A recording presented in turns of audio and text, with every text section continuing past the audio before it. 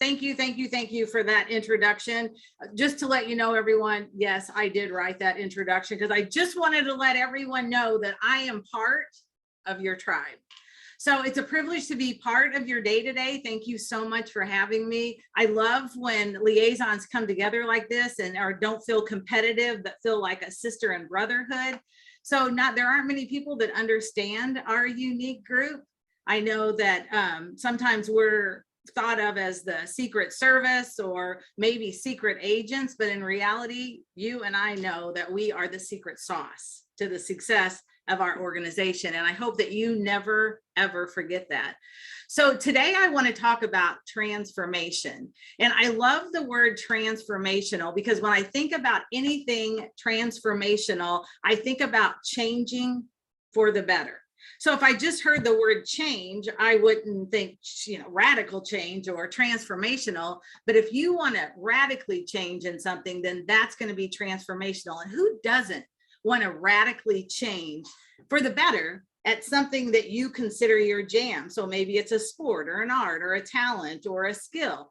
I polled several people and asked them, what do you think when you hear the word transformation? And I always get one of two answers: either transformers, those cars that convert into superheroes or into killing machines, or I get this one, the transition of a caterpillar to a butterfly.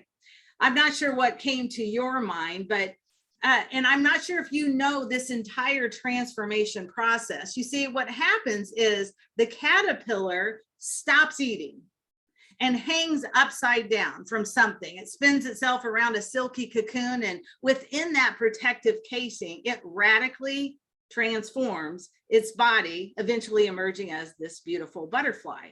So I always knew the beginning and the end of that story.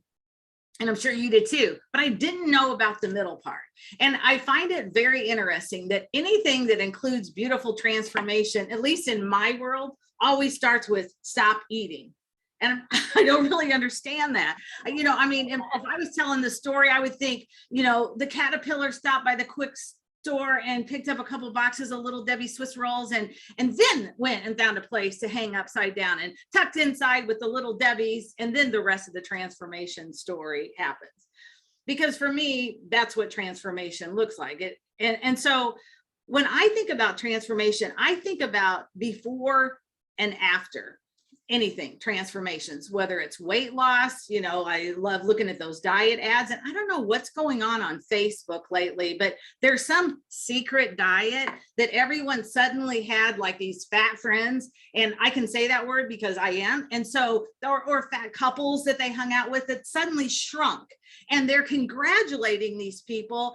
And then nothing else, like, congratulations on that transformational diet. I'm like, what is it? But I don't want to call them because I feel like I'm going to be hooked. So it's genius advertising, but it's hilarious how everyone's on that bandwagon. So I like home improvement shows that somehow transform shacks into chalets in less than 30 minutes. And then I don't know if you have ever seen on the Today Show, and I don't know if they still do it, but it was called Ambush Makeover, where an unsuspecting person in the audience is either spotted by a cameraman or they're just, kind of secretly offered up by their friends and family for this makeover. And then they're swooped away. And so for the entire show, we're all waiting on the edge of our seat to see what this transformation looks like.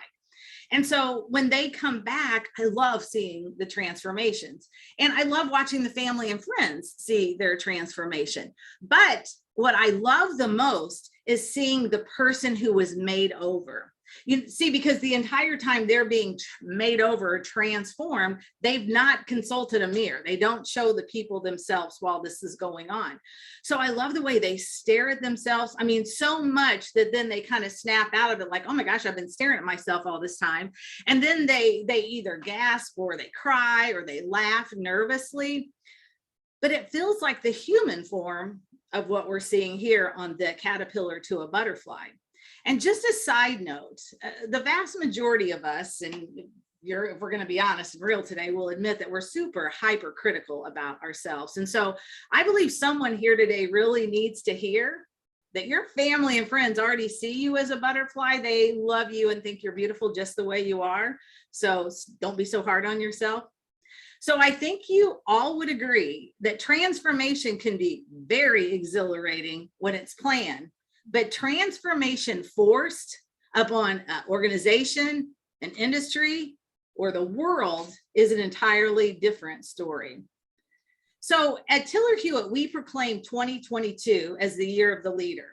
And I will tell you that some of the reason behind that is I feel like they weren't getting the recognition that they deserved. You know, there was a lot of burnout around physicians and nurses, and rightfully so, but I felt like they were a little bit of a lost group. So when we launched this whole proclamation, we launched a leadership webinar series, which we're about to wrap it up in December, but you can see in the upper right-hand corner all of the topics. They're all on our website. You can view them complimentary, but there are some great sessions with these leaders. But even more fun, for at least for me, is the podcast. We launched the Leadership Lens podcast, and it's for growth-minded leaders, of course. And so we have C-suite members, executives, or faculty and authors in the field of leadership. But one podcast, and this was the promotional piece for it, was with Jim Carter, who's the Chief Operating Officer down in South Georgia. And he said something that just stuck to me that's relevant to today. When he talked about COVID and what's happening now, he said it was just a mind-numbing pace of transformation with the inability to roll with any of the tried or true solutions. That's forced transformation. And so it reminds me of what a Navy admiral said right after the 9/11 attack. He said, "This war is not like the last war. And this war is not like the next war." He said, "This war is like this war." And I thought, oh, that just exactly defines this mind-numbing transformation, pace of transformation. And another thing that Jim said that you guys will love as liaisons, he said, doctors keep an imaginary scorecard. I think we all could agree with that. So we all know that healthcare as we knew it will never be the same. So we witnessed and experienced and are still seeing the aftermath that generations before and hopefully never will have to experience. If you want to listen to our podcast or sign up to get them, there are all the links there on the slide deck. So the question today is, if healthcare has transformed, how have you? So let's level set for a second. None of us could have predicted the global pandemic. And when I think about the pandemic, my mind instantly goes to the battlefield, because I don't know about you, but I still feel this lingering feeling that we just fought a war. In fact, my nerves are so hypersensitive now. I mean, the disaster, the hurricane that just hit Florida and the East Coast, it's like a new level of nerves and anxiety around disasters that have happened since then. But if you think about the pandemic experience, it has so many similarities to an attack. And the late Donald Rumsfeld, if you've not read anything from him, he just passed this year. He is an awesome author, especially the book Rumsfeld Rules. But he was a two-time U.S. Defense Secretary. He was a former CEO of a pharmaceutical company, and he was also the New York Times best-selling author multiple times.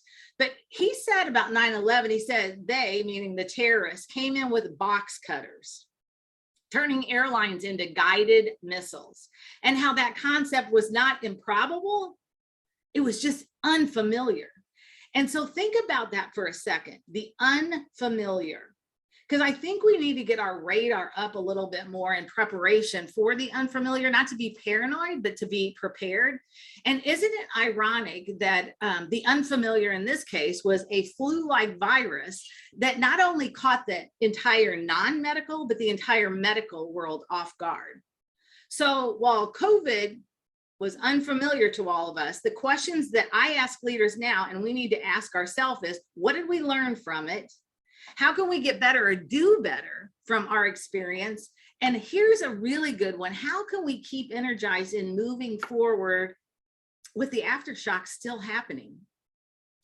And so what we should always, these questions are always what we should ask ourselves after an unfamiliar or or an unexpected event. I used to tell my children when they were young, and now even as adults, I remind them that any bad experience is never a complete loss if you learn something from it, if you become better because of it, even if the lesson is not to be like the other person that caused that or is responsible for it. But here's where you all come in to the pandemic story. When the pandemic hit at Tiller-Hewitt, we quickly learned that healthcare organizations like yours that had good physician, hospital, and community relations were far better positioned in many ways to be more agile and the ability to initiate, execute, and quickly recalibrate, because in essence, these organizations already had their COVID army ready when the war was declared. So I hope your organization then and now understand the importance of your role more than ever. You know, we had more activity at Tiller-Hewitt from liaisons and leaders in the first year of COVID from people we had never met before, leaders and liaisons we had never met before, asking for education and resources. Our foundation to the solution as it relates to physician hospital relations and many other things were around the value of the liaison team and helping to assemble multidisciplinary teams so that department directors don't go rogue in the spirit of doing things better. But a lot of times they got in the way trying to do their own thing, and to keep communication nonstop to everyone, and all sizes don't fit all. And we recommended keeping people and leaders working on the now, what was going on now, the all hands on deck, the near and the far. And as liaisons, I want you to always have your mind thinking about what's happening now, how can we create now growth, and then in the near, and then the far. We have to think about those three stages, but we recommended that organizations keep some leaders in the near and the far so that we were ready to stand back up after the crisis ended. It just lasted a little bit longer than I think the entire world expected. But there's an old FAA adage that I think is very apropos here. It says, while takeoff is optional, landing is mandatory. Think about that for a second. The industry took off really fast, right?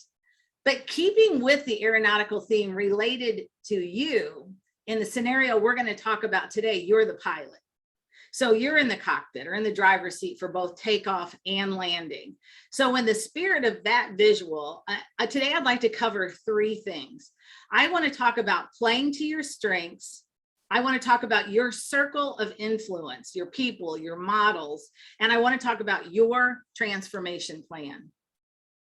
Now, playing to your strengths is where I'm going to spend most of the time together, because I believe this is where you have the biggest transformation opportunity. If you know much about Tiller-Hewitt, you know how passionate we are about identifying and playing to your strengths. When we launch any liaison program, that happens on day one. We discover what your strengths are through an assessment, and then we make sure that we are setting the liaisons to function under their strengths all the time. And so we now have an entire session dedicated to discovering your strengths in our Make It Matter workshop. And it's a module called Make You Matter. And so for the workshop for the leaders of liaison teams, we not only cover discovering your strengths, but how to manage a team to make sure that they're staying and operating within their strengths as well. So personally, I've always operated under the principle that we should focus on our strengths and not our weaknesses. Why? I'm glad you asked. Because focusing on your weaknesses just makes you less bad at something. And who wants that title? Who wants to be less bad? So there have been many years of research, including the research done by the ADP Research Institute, Marcus Buckingham, that has shown that most people don't even come close to making full use of their strengths at work. In fact, several years ago, they asked 200,000 employees, do you use your strengths? Do you put your strengths to work every day at work? Only 2 out of 10. And today, the survey sample has gone up to over 2 million. And today it's less. Only 17% of the over 200 million employees said that they put their strengths to work every day. So in a room filled with 50 people, that would be 9 of you. So it's a full table plus 1. So my question to you today is, how can you be a part of the population that uses their strengths at work every single day? So have you ever noticed that when you ask someone to describe their weaknesses, me included, most of us have the great ability to turn it around to be a strength. You know, like my weakness, I care too much. Oh, my weakness, well, I'm just too much of a perfectionist. It's funny, but it's understandable because we want to make ourselves look as good as we can to other people. In fact, that's what many of us are taught to do. I've taught people to do that. Don't talk about what's wrong with you in an interview. Turn it around to a positive. But you know, what's not so easy to understand is when you ask people to describe their strengths, the very thing that will make them look good, they end up being so vague or boring. In fact, do you know what the most common answer is to what is your strength? The answer is, I like dealing with people, or I like working with people. It's no mention of what people, you know, like strangers, friends, customers, patients, colleagues. No, it's just people. What is that? So what people? What are you going to do with the people? Are you going to take care of them? Are you going to teach them? Are you going to serve them? Are you going to sell to them? If you're going to sell to them like we all do, what's our sales approach? Is it a short-term sale, or are we playing the long game because we want to be trusted advisors? So we have to remember that we have to be that specific when we describe our strengths if we're going to be like the 2 out of 10. And the good news is it isn't as hard as you think. You don't need a psychologist. You don't need a manager, a teacher, or an HR department to tell you what your strengths are, because your strengths have these revealing signs. So let's talk about the signs. So the first sign is obvious, but you have to pay attention to it. These strengths have a yearning quality. You gravitate to them. So if you think about last week and what you did at work, which activities did you look forward to? And which activities did you find yourself even volunteering for? Those are signs. There may not be many, but which ones did you look forward to? And the second sign is you're naturally inquisitive, or you're just super interested in this. When you start doing this activity around a strength, you don't struggle to concentrate. Your mind doesn't wander. You're in the zone, baby. And you're so focused that time flies by. You literally look up and an hour or 3 has gone by. And so what activities did that happen to in the last week at work? And then last, your strengths have this restorative or invigorating quality. When you're done with them, you may be physically tired, but you're not psychologically tired. And you're actually uplifted. You're actually uplifted because they fulfill you. That's why you like them. And that's why you want to do them over and over again. So look back, were there any activities last week that you looked forward to, that you stayed in the moment, in fact, way too long, and just left you feeling strong and awesome? Can you think of anything? You know, for me, if I was to look back, 3 things come to mind. I love speaking to audiences when I have a great message to deliver. I love to read and study, to gather data and stories, to drive home a point, really to encourage others, to make solutions tangible and solvable. You know, we all know that stories stick and facts fade. So I like to research and look for that kind of story, you know, just like the 9/11 quote by Rumsfeld, the improbable versus the unfamiliar. Or I liked telling the $100 million Expedia. We all know Expedia is an international travel agent. Their call center, You know, in Dan Heath's book, Upstream, they found $100 million opportunity to cut costs. I used that story to a group of middle managers at one of my health systems who had the exact same amount, $100 million of business that was leaking out every year from their medical group for services that they offered at their own organization. So I caught their attention about 100 million, and oh my goodness, to turn around and say, well, I have $100 million actually situation here. And then during lean events, I also use an Upstream story about a couple picnicking by the river, and they kept having people float by drowning and saving them, and they saved another, and finally they ran upstream to find out who was throwing these people in the water. The same thing happens in organizations. So I use that to illustrate how many issues we catch downstream that we could go upstream and eliminate altogether and avoid having unhappy patients and doctors.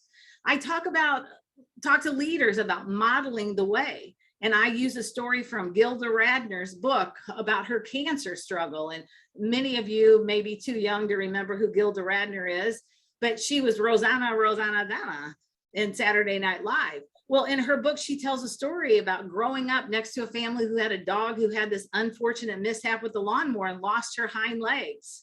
I know, it's horrible, but she was fine, but she walked with her front legs dragging her bottom. Well, she ended up having a litter of pups, all natural, all completely healthy with 4 legs, but guess how they all walked? With their front legs dragging their bottom, because that was the way they saw it modeled from their mama. And then I talk about stories of courage and bravery, you know, talking about a normal woman who became a queen, and through her position, she risked her life by being brave and courageous and ended up saving an entire nation. In fact, it's where we know the passage, perhaps you were born for such a time as this. So I love researching to find stories and data. And then third, I love working with organizations and leaders who genuinely want to excel, no lip service. You know, I always say when organizations say bring us in because they want to see strategic growth, but they won't remove the barriers. It's like, why are you paying me when you won't do what you need to do? So I love working with the kind of leaders who genuinely want to excel, grow, and change themselves or the world. And so I love transparency. I love hearing stories about success and really failures because of the lessons learned. It's the whole reason why I started the Leadership Lens podcast. So I'm not saying I'm good at all these things. I have plenty of room for improvement. But what I'm saying for these specific things, speaking and teaching when I have a great message, researching data so I can get great stories and insight to solve solutions or solve problems, and then working with organizations and transparent leaders who genuinely want to improve. So these strengths make me feel strong. And that's the best definition of a strength. And so a strength is an activity that makes you feel strong. Now, I can't hear you back, but I want you all to repeat that. A strength is an activity that makes me feel strong.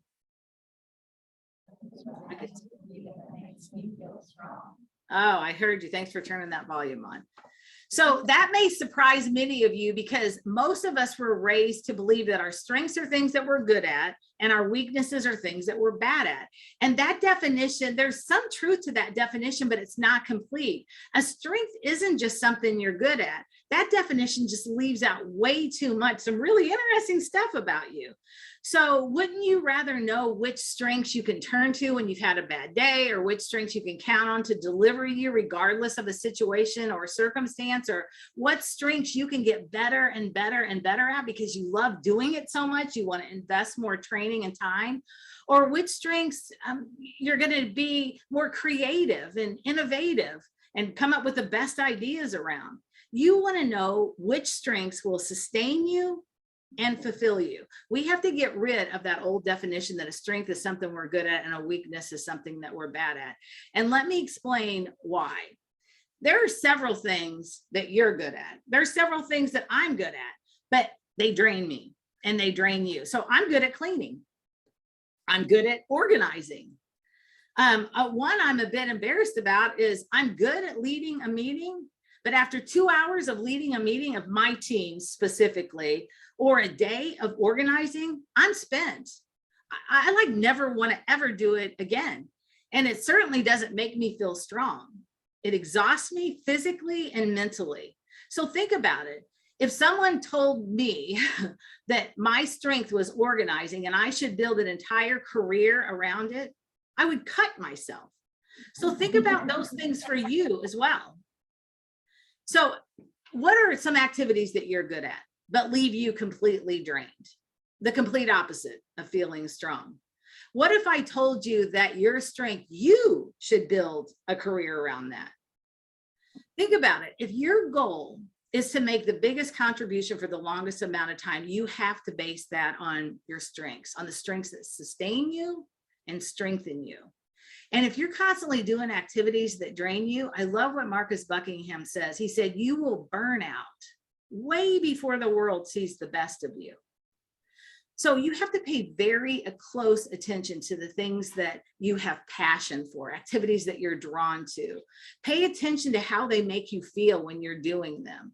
And one question you might ask is, well, what about those activities I'm drawn to that I don't get any better? Well, Buckingham calls those hobbies.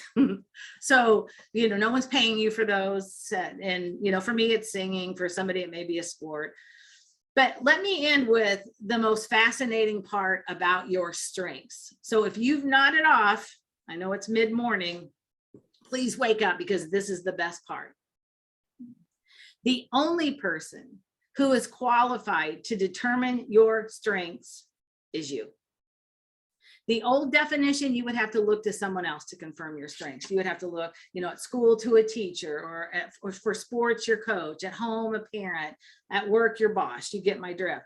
But with the new definition, an activity that makes you feel strong, you don't have to look to anyone else for that. You know better than anyone else which activities you're drawn to and which you run from, and which activities fascinate you and which bore the tears out of you, and which activities fulfill you and which leave you feeling empty. You know better than anyone. If you say, I love that, no one can tell you that you don't. That's the beauty. They may offer a better way to do it, and you should listen, because maybe it's a good idea to make you better at that.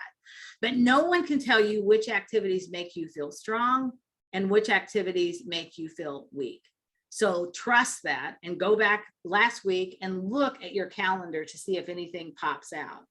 Now, just a little promotion for our upcoming workshops. We have an entire module on this. So whether you're a liaison or you lead a liaison team, we have one coming up just in 2 weeks, and then the first and a half week of November. So hopefully some of you still have some funds left in your budget, and you can attend one of our fun 3-day or 2-day workshops. So let's talk about number 2, your circle of influence, your people, your tribe, your model. So while we may ever be able to discover our strengths alone, no one achieves success alone. I can share a million quotes from famous people on this topic, but I'll give you my top 5. What do friends and future have in common? Show me your friends and I'll show you your future. Or as my mom used to say, you are who you hang with. And man, as a stupid teenager, I hated hearing that. But when I became a mother of teenagers, it was crystal clear what she was talking about.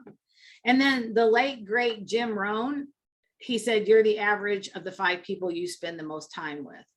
So a couple of Proverbs, the book of wisdom says, walk with the wise and become wise, associate with fools and get in trouble.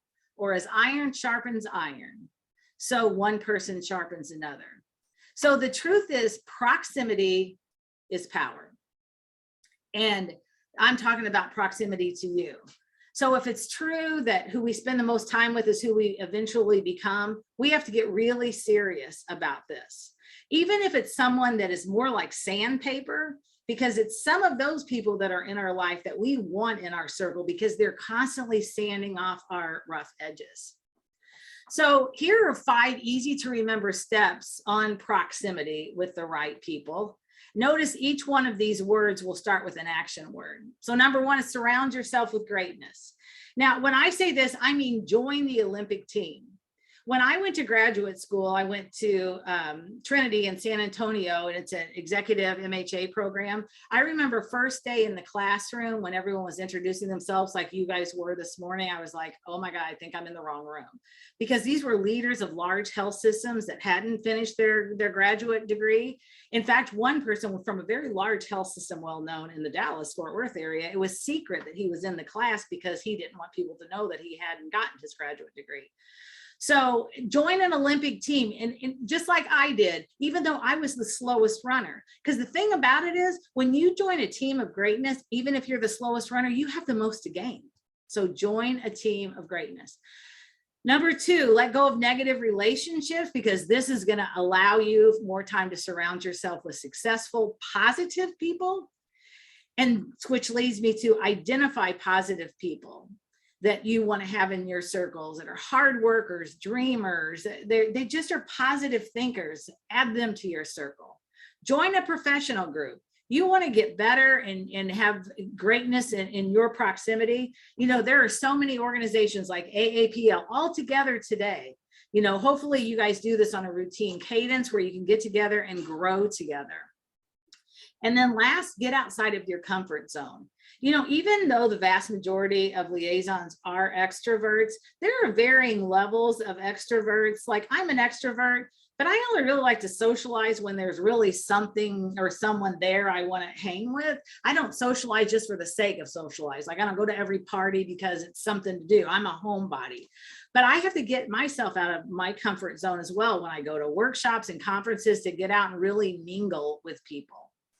So, which reminds me about another person that you need to have in your circle, and that is a mentor. I don't know how much, if any of you currently or have in the past had a mentor, but or a coach. I've hired coaches and mentors almost my entire professional life. They're getting more and more expensive, but they're more and more worth it.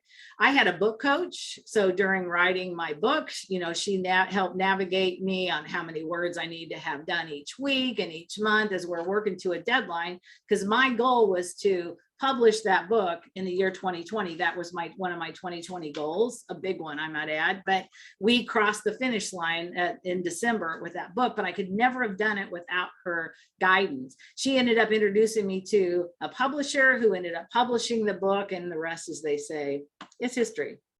So in the Tiller-Hewitt workshops, one of our modules is Make Time Matter. We do a lot of things around time. One of the sessions is around goals, and we end it with creating a bucket list. And it's fun. It's also, they walk away with things that they can really put to use. And I'll tell you a story about that later.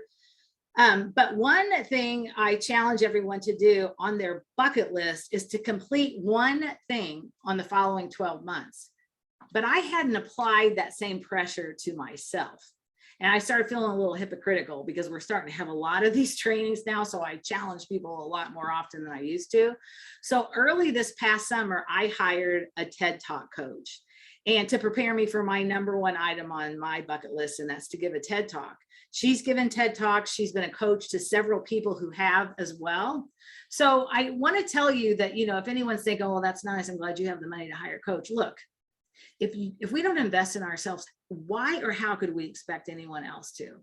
So, you know, someone needed to hear that and have that little permission slip. So as liaisons, though, as physician liaisons, you should also know that mentorship has a huge impact on physician retention. In fact, there's been studies done that show when you have a physician onboarding or APP onboarding program, I'm not talking about orientation. I'm talking about a full-blown internal that includes everybody across the organization that has anything to do with the physician. But when you have onboarding of a year or more with a mentorship program, your retention rates go up. So our physician integration program, which is an onboarding on steroids, includes a full physician onboarding program. And honestly, we started doing that before that research was published, only because years ago, I read an article by Dr. Atul Gawande called Personal Best. And I highly encourage you all to read it. It was New York Times. It's a story about him stopping by his country club on the way home from surgery one day. And he played tennis in college and thought, I'll stop and, get the tennis pro to, hit some balls with me. If you're a tennis player, I may be describing a match wrong. I may be describing baseball on a tennis court. Anyway, so he asked the pro if he would hit some balls with him. And he said, well, you can hire me. So he did. And immediately that pro was giving him tips on how to improve his serve. And so as he was driving home, he was thinking, you know what? Isn't that interesting that professional athletes have coaches and managers and mentors and professional entertainers? Like, why don't professionals have mentors? And so the real question here is, why doesn't everyone have a mentor? Who wants to not stay on the top of their game? We all want to stay on the top of their game. And so the answer to that question is there's no reason. Everyone, including everyone that can hear me, needs to have a mentor and needs to be a mentor. And last, let's talk about your transformation plan. Look, we all know lots of sayings around getting things accomplished, but one, if you don't know where you're going, any road is going to get you there. And this is my go-to that I always refer back to, that helps like jolt me, that we're always one decision away from a totally different life. And I think creating a plan is speaks to this particular saying. And it's because planning is about bringing the future into the present so you can do something about it right now. I mentioned earlier that organizations, when COVID broke out, organizations that had good physician, hospital, and community relations were far better positioned. In essence, it's because they had their army assembled before the war was declared. So your plan is like your army, that you're going to be prepared for the next and the next and the next. So I spoke to someone who attended one of our in-person workshops when they used to be in person. Hopefully we'll be coming back to that. But at that particular workshop, we did vision boards. I don't know if you guys have ever done a vision board before. It's where you literally have a gazillion magazines and newspaper things to clip out and put on a board so you can visually see what your goals are for the year. Well, I had someone approach me that said she was at that workshop and she did a vision board and she accomplished every single one of those goals that year. And that's the last time she did it. And that's the last time that she's accomplished any goals. She just said years just keep flying by. So, we have to find time. So my question to you is, when is the last time, if ever, you sat down and really dedicated time and genuine effort to you by way of creating a plan? By the way, we do that in our workshops too. But if you don't schedule this process, almost as an event or a workshop every single year and stay committed to it, the probability of it happening, of you having a transformation plan, is 0 to none. So I have to ask, all of you and myself, it's like, why do we spend so much time planning vacations? Like over the weekend, I spent hours planning a sister vacation. And I kept looking up at the clock going, oh my gosh, another hour has gone by. How about weddings? We plan weddings and parties, even our weekend barbecues. We spend more time doing those things than we do planning for our one and only life on this planet. So I ushered in 2020 from Israel. It was a 10-day vacation or trip that was off the charts. And I can't imagine all that I would have missed and time wasted and money wasted had it not been so well planned. It wasn't planned out by me. It was planned out by the group that was going. We had plenty of time to play and have fun, but that was planned too. So why is it that if we want to radically change for the better, but we are so reluctant to do something as profound as creating our own plan? So for many of us, the last 2 years has gotten away from us. And in fact, sometimes it leaves us feeling, disorganized, disappointed. Maybe we've even had seasons of scary and darkness, which brings me to my final story and last story of the day. And I want to talk to you about William McRaven. He, in his book, Make Your Bed, this retired admiral, said that if you start your day by making your bed, you've started your day with an accomplishment. And this small sense of pride that hopefully creates this chain reaction throughout your day, and also reinforces that small things matter.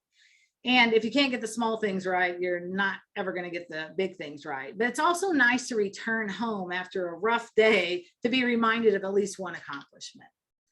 But as a former Navy SEAL, he talks about the brutal SEAL training. And because of the extreme difficulty, many hopeful SEALs ring the bell, which symbols they quit. In fact, if you ever listen to any of his speeches, he always ends with never, never, never ring the bell.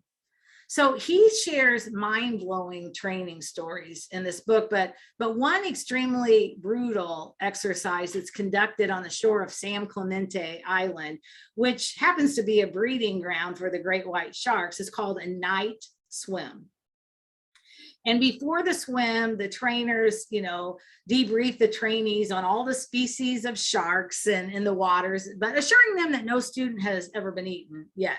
But they do recommend, if a shark starts circling, and everyone needs to remember this if you're in the waters with a shark, that you're not to swim away, you're not to show fear. And if the shark, hungry for a midnight snack, darts at you, that you are to summon all the strength that you have and just pop them in the nose or the snout, and they'll swim away. But I think we can all think and use that illustration and know that there are going to be sharks in the world that come after us. We can have the greatest plan and the greatest training, and we're still going to have sharks attack us. So we can't back down from them. But one huge job that Navy SEALs do is conducting underwater attacks on enemy ships. So they practice that extensively, and San Clemente is where they do that. So the ship attack mission is where a pair of SEALs are dropped off over 2 miles outside of enemy territory, and they have to swim underwater with only a gauge and a compass. And so they have nothing else. And the only light they can see is what's still above the water with the moonlight or any lights from the shore or the vessel that they're going towards. And as the SEALs approach the ship that's tied up to the pier, the light begins to fade, and the ship blocks all the light. And the success of the mission, to be a successful mission, they have to go under the ship to the keel, which is the center part of the ship. And the keel is the darkest part of the ship. And they can't see their hand in front of their face. They can't hear because of the ship's machinery is so loud, and it's so easy to get disoriented and fail the mission. We've all heard when pilots get disoriented in the sky when they're trying to fly by sight and not by their gauges. So that's what would happen in this case as well. So every SEAL knows that under the keel, in the darkest mission, or the darkest part of their mission, is the time they have to stay calm and composed. They have to use all of their tactical skills and their training. All of their physical power and all their inner strength is brought to bear. And he said this: if you want to change or transform the world, you must be your very best in the darkest moments. And we've all experienced some dark moments, but it's transformation time. So I want you to just remember these things. You've got to play to your strengths, remembering that a strength is an activity that makes you feel strong. And you have to know that no one achieves success alone, but you have to get intentional about your circle of people. Get a coach, get a mentor, get serious, and get them in your circle. And then last, remember, takeoff is optional, but landing is mandatory. You got out of bed this morning, you've taken off. Now get your plan created and activated. Thank you so much.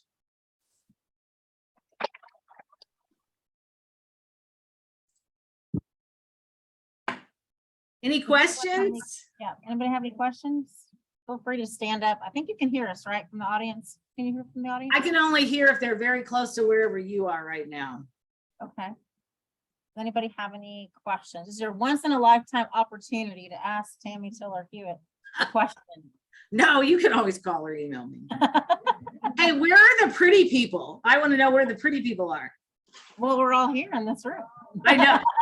That's exactly right. I signed the books to King's Daughters to the pretty people. She'll have to tell you the story of that. Like, Okay, Susan's got a question. See if you can hear her. You can come up here. nope, I can't. Can't. Okay, come up here. That's all right. Yep, come on up.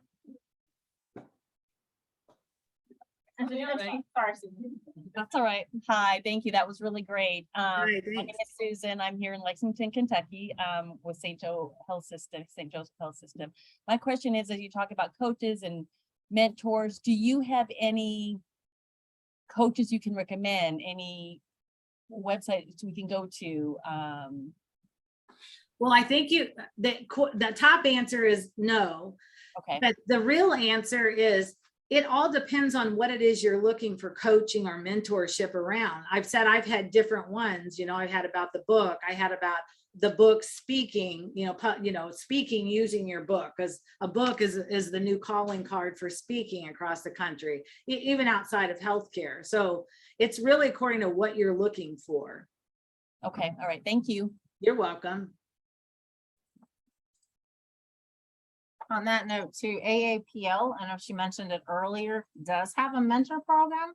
So if any of you are AAPL members, the fee is really inexpensive. You get access to a lot of webinars, and they do have a mentor program that you can sign up if you're looking for a specific physician liaison and trying to mentor with somebody else, maybe from a different part of the country. There you go. There you go. Yep. I mean, Other look within your organization too. If your plan, your career path is to be the CEO, you need to have somebody in that area that's going to be your mentor. Great suggestion. Other questions? Come on. Give us a second. Sorry, we don't have a portable mic. Okay.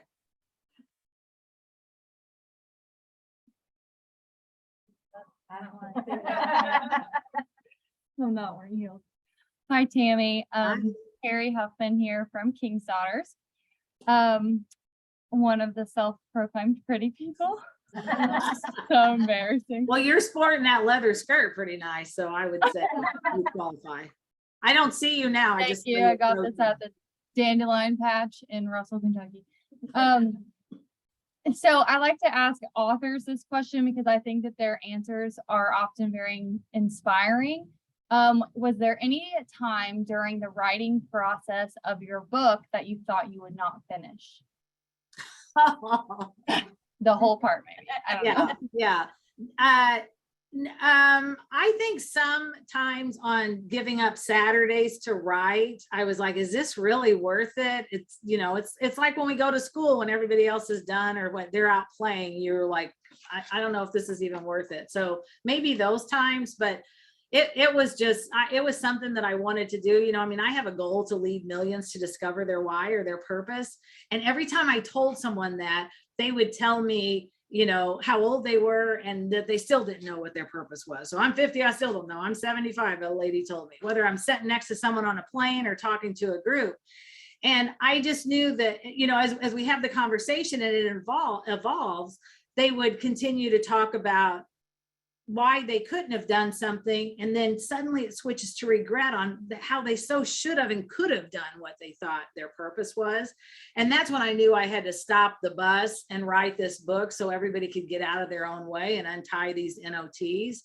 And so I knew I wasn't going to be able to pick back up on my goal of leading millions, which is typically through addressing audiences, until I wrote that book to help people understand, like, you're your biggest problem 99.999% of the time.